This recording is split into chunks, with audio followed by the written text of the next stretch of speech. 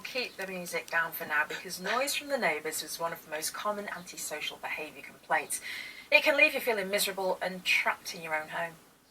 There were over 1 million reports made last year, and during the summer months it only gets worse. Solicitor Aisha Nayar is here to explain your rights. Aisha, good morning. When you think of antisocial behaviour, you might have an image in your head of very young youths, if you like, on a street corner, perhaps in the dark, but that's not necessarily the case at all, is it? There's a lot more to it than that.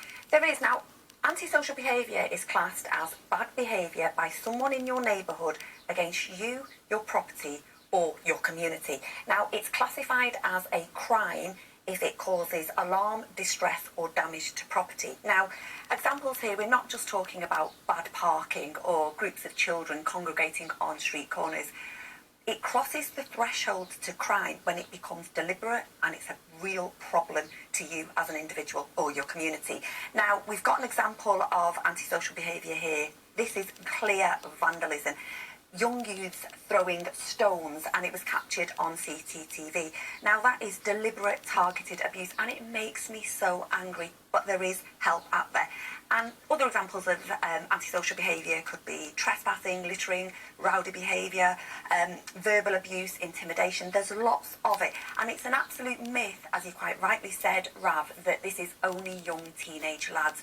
Statistics actually show that adults are the main perpetrators of antisocial behaviour, and what we do know is that this causes a lot of stress to victims.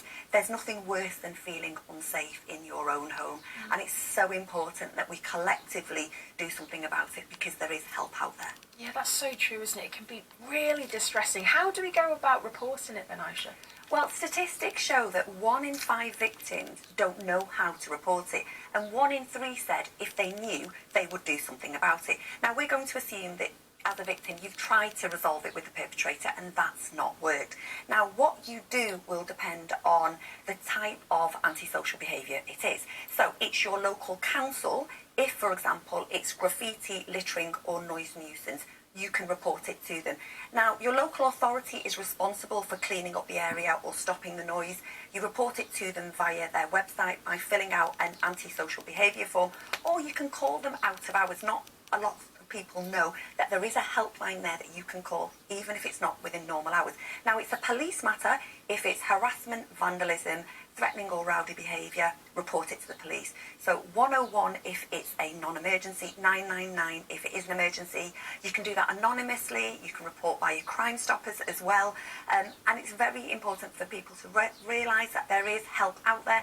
Your neighbourhood police can come out and really work with them to try and resolve this issue collectively. A tip that I would give you is try and gather evidence before or after you've done your reporting. So you can do photographs, video evidence, CCTV, witnesses, as much evidence as you can so you can present it to show what the real problem is and how it's affecting you. You can't, however, video somebody else in their property, but anything else, make sure you've got a clear record of what's going on. That evidence could be crucial, and that Crime Stoppers number there, 0800 555 111, you can do that anonymously, as you say. Now, if you do report something, an action you don't feel has been taken, is there anything further that you can do? Well, we know there's a lot of frustration around this. Now, there is something that you can do, and it's very important that anybody who's watching who feels like their issue hasn't been resolved takes this up. It's the AFB case review. It's free and it's an independent agency that will determine whether or not the problem that you've got has been resolved satisfactorily or not. It's a brilliant tool for victims. There is a threshold that's got to be met, and you've got to have reported the incident 3 or more times within a 6-month period. That gives you all the more reason to report it, but use that as a tool. You can set up a neighbourhood watch scheme and then work together to try and solve the problem. If you're looking for help, advice or support, there's a brilliant charity out there called AFB Help. We'll put that link on our website, and you can also contact Citizens Advice Bureau. What I do want everybody watching to remember is, as dire as the situation may be, there is help out there, and there are ways that you can stop these offenders. And just briefly, Aisha, what action will the police or council actually take? There's lots of different ways that they can do this. There's dispersal orders, there's acceptable behaviour contracts, there's a community remedy.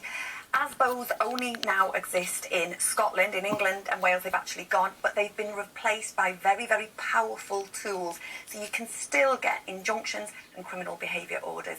I think it's really important that if you're watching this and you think nothing has been done, take those steps to report it, invoke the ASB case review, and hopefully, fingers crossed, we can put a stop to this. Fingers crossed. Great advice. Thanks, Aisha. Thank you.